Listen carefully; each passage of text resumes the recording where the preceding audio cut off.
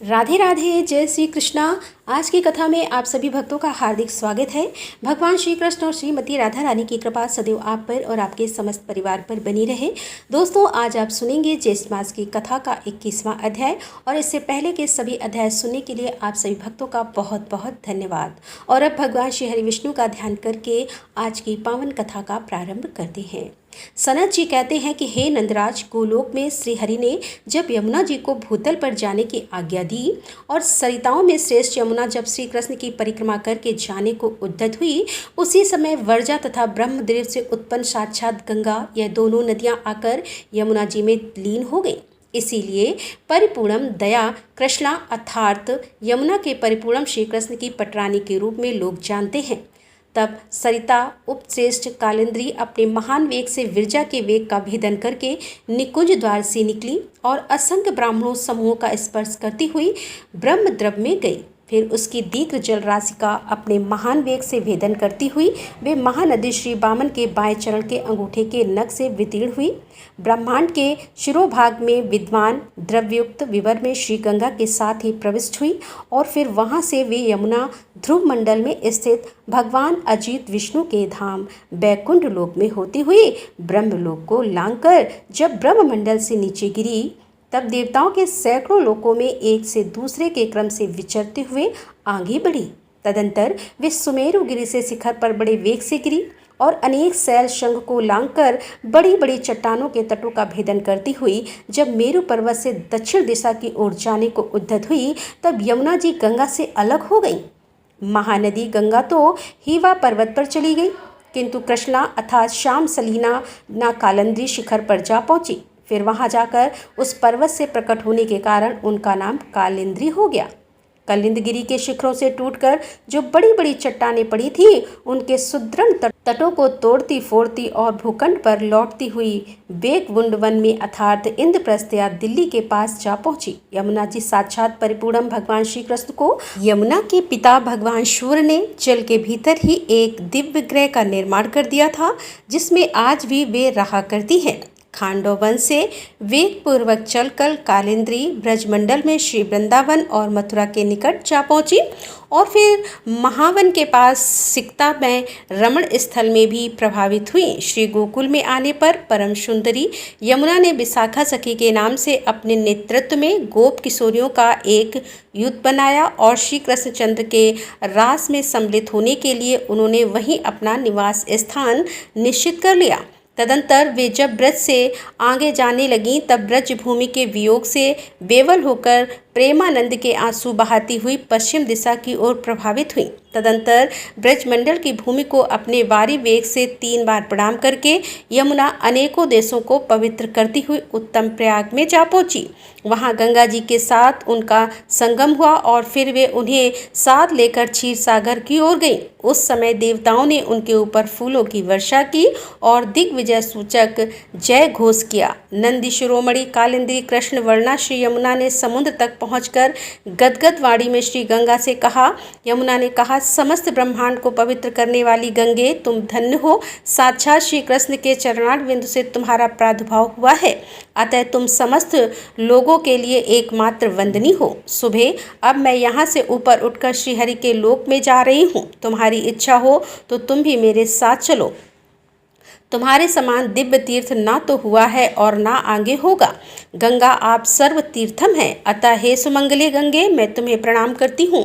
यदि कभी कोई अनुचित बात कही हो तो उसके लिए मुझे क्षमा कर देना। गंगा बोली, कृष्ण संपूर्ण ब्रह्मांड को पावन बनाने वाली तो तुम हो, अतः तुम ही धन्य हो। श्री कृष्ण के मार्ग से तुम्हारा प्रादुर्भाव हुआ है। तुम परमानंद स्वरूपी हो, साक्षात परिपूर्णम तमा हो, समस्त लोकों के द्वारा एकमात्र वंदनी हो। परिपूर्णम परमात्मा श्री कृष्ण की भी पटरानी हो, अतः हे कृष्ण, तुम सब प्रकार से उत्कृष्ट हो। तुम कृष्णा को मैं प्रणाम करती हूँ।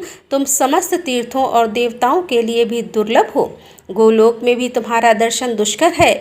मैं तो भगवान श्री कृष्ण की ही आज्ञा से मंगल मैं पाताल लोक में जाऊंगी।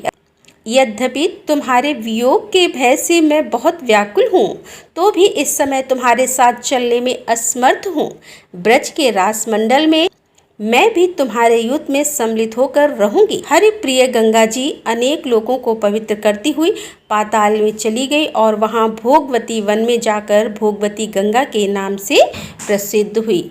उन्हीं का जल भगवान शंकर और शेषनाग अपने मस्तक पर धारण करते हैं। इधर कृष्णा अपने वेग से सप्तसागर मंडल का भेदन करती हुई सातों द्वीपों के भूभाग पर लौटती हुई और भी प्रखर वेग से आगे बढ़ी। स्वर्णमय भूमि पर पहुंचकर लोकालोक पर्वत पर गई। उसके शिखरों तथा गंडसैलों अर्थात टूटी चट्टानों के तट का भेदन करके कालिंदी फुआरे की सी जलधारा के साथ उछलकर लोकालोक पर्वत के शिखर पर जा पहुंची। फिर वहां से ऊर्ध्वगमन करती हुई स्वर्गवासियों के स्वर्गलोक तक जा पहुंची। फिर ब्रह्मलोक तक के समस्त लोकों को लांघकर श्रीहरि के पद चिन्ह से लांछ भी ब्रह्मदेव से युक्त ब्रह्मांड विवर से होती हुई आगे बढ़ गई। उस समय समस्त देवता प्रणाम करते हुए उनके ऊपर फूलों की वर्षा कर रहे थे। इस तरह सरिता में श्रेष्ठ यमुना पुनः श्री कृष्ण के गोलोक धाम में आरूढ़ हो गई। कालिंदी गिरी नंदिनी यमुना के इस मंगलमय नूतन चरित्र का भूतल पर यदि श्रवण या पठन किया जाए तो वह उत्तम मंगल का विस्तार करता है। यदि कोई भी मनुष्य इस चरित्र को मन में धारण करे और प्रतिदिन पढ़े तो वह भगवान की निकुंज लीला के द्वारा वर्ण किए गए उनके परम पद गोलोक धाम में पहुंच जाता है। श्री नारद जी कहते हैं कि हे राजन, सनत की बात सुनकर महामना नंदराज समस्त गोपोगणों के साथ बड़े प्रसन्न हुए और वृंदावन में जाने को तैयार हो गए।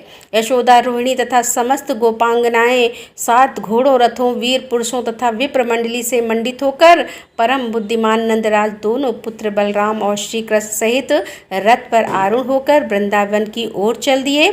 उनके साथ गौओं का समुदाय भी था। बूढ़े बालक और सेवकों सहित अनेकों छकड़ा के समय शंख बज रहे थे, नगार की ध्वनियां हो रही थी। बहुत से गायक नंदराज का यशोगान कर रहे थे। गोप ब्रजभानु अपनी पत्नी के साथ हाथी पर बैठकर पुत्री राधा को अंक में लिए गायकों में यशोगान सुनते हुए मृदंग, ताल, वीणा और वेणु की मधुर ध्वनि के साथ वृंदावन को गए। उनके साथ भी बहुत से गोप और गौओं का समुदाय था। नंद, उपनंद और 6 ब्रजभानु भी अपने समस्त परिंगों के साथ वृंदावन में गए। समस्त गोपों ने अपने सेवकों सहित वृंदावन में प्रवेश करके अलग अलग गोष्ठ बनाए और इधर उधर निवास करना आरंभ किया। ब्रजभानु ने अपने लिए ब्रज भानपुर अर्थात बरसाना नामक नगर का निर्माण कराया, जो 4 योजन विस्तृत दुर्ग के आकार में था। उसके चारों ओर खाया बनी थी। उस दुर्ग के 7 दरवाजे थे। दुर्ग के भीतर विशाल सभा मंडप था और अनेकों सरोवर उस दुर्ग की शोभा बढ़ा रहे थे। बीच बीच में मनोहर राजमार्ग का निर्माण कराया गया था। 1 सहस्त्र कुंजे ऊपर की शोभा बढ़ाती थी। कृष्ण नंदनगर अर्थात नंदगांव तथा ब्रजभानु अर्थात बरसाने में बालकों के साथ क्रीड़ा करते हुए घूमते और गोपांगनाओं को प्रीति बढ़ाते थे। हे राजन, कुछ दिनों के बाद संपूर्ण गोपों के साथ समादार भाजन मनोहर रूप वाले बलराम और श्री कृष्ण वृंदावन में बछड़े चराने लगे। वे दोनों भाई ग्वाल बालों के साथ गांव की सीमा तक जाकर बछड़े चराते थे।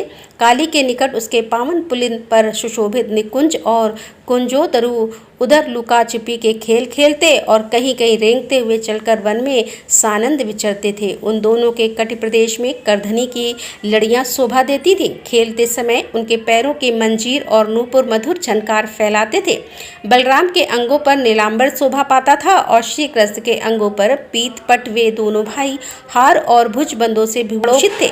कभी बालकों के साथ पेड़ों अर्थात ढेलवाओं से द्वारा ढेले फेंकते और कभी बांसुरी बजाते थे। कुछ ग्वाल बाल अपने मुख से करधनी के घुंघरू की सी ध्वनि करते हुए दौड़ते और उनके साथ वे दोनों बंधु राम और श्याम भी भागते हुए सुशोभित होते थे। सिर पर मयूर पिच लगाकर फूलों और पल्लवों के संहार धारण करते थे।